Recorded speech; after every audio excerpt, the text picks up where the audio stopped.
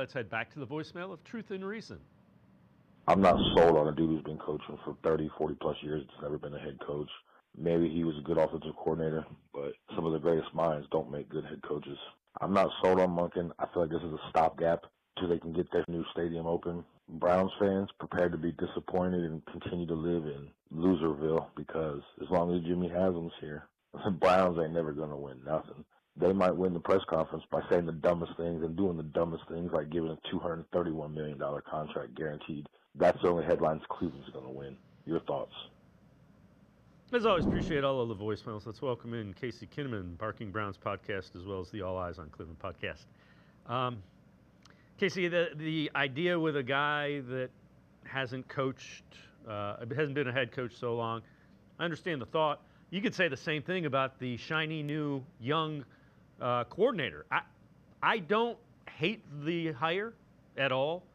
I would have rather Jim Schwartz, but if you're going to go offense, this is not the franchise or the setup or the time to see if you can find lightning in a bottle with a young offensive mind who's never been even a coordinator in a cycle where there's 10 openings and those two guys aren't getting either. They're not getting any of the 10. Yeah, it's a valid concern that he hasn't had NFL head coaching experience, but he has collegiate head coaching experience. This will be his 38th season in coaching. He's excelled everywhere he's been. And for me, it's if you listen to him hold a meeting, if you listen to him talk in press conferences, he conducts himself like a head coach, and he brings an edge that I'm into. Now, the process was weird on which they got there in the coaching search, but he's a fantastic offensive mind.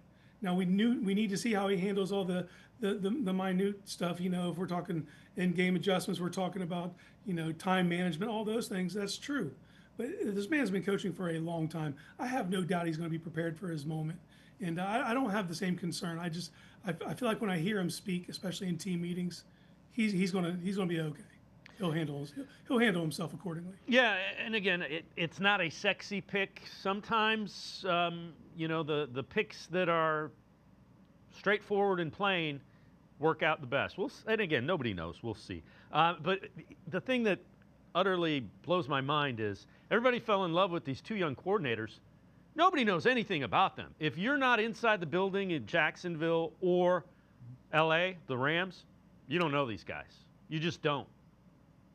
Yeah, I fell in love with Udinski during the season. I had a couple clips come my way, but like you said, it's the unknown, and they're so young, a lot of unproven stuff there. But I think the goal there was long term. If you could land one of those guys and it does work, then you might have your head coach for the next 10 to 15 years. And you look inside of our own division with what Baltimore had and Pittsburgh had with Harbaugh and Tomlin respectively.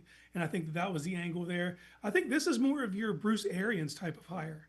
I think that this could get you where you want to be quicker. Now, it might not be for a long time. He's 60 years old coming in. The chances of him being here 10, 15 years are pretty low. But I think it raises your floor immediately. And there's going to be an accountability that he brings because of the experience, because of the way he's had to deal with players throughout the years. So I'm not as concerned as some are with the lack of head coaching experience. And I said this earlier in the show. What this tells me, if what we have heard is true, is that Andrew Berry wanted Shieldhouse, Jimmy Haslam wanted Schwartz, and they ended up with Todd Monken. It tells me that neither of the young guys impressed Jimmy Haslam enough, and Jimmy Haslam wasn't going to say, okay, we're going to go young, because then it's, well, we didn't win, but he's developing. This puts pressure on the Browns to win games next year, and if Andrew Berry doesn't get the roster where it is, it's not only going to be Andrew Berry, it's not only going to be Todd Monken, it's going to be Todd Monken and Andrew Berry.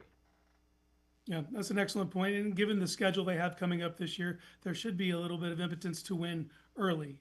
Now, I'm not setting the goals super high, but if you look at this schedule, you should be able to handle your business in a few of those games if you handle business accordingly in the offseason and make the necessary additions. Because I have no doubt, like the way Todd Monken handles his business on offense, he'll work with what you give him, but you have to give him some more talent. We don't know what this offensive line is going to look like. They need some more playmakers. So now the ball's in Andrew Berry's court to supply those and see what Monken can do with them. Yep, they are both on the clock from the owner. You need to win.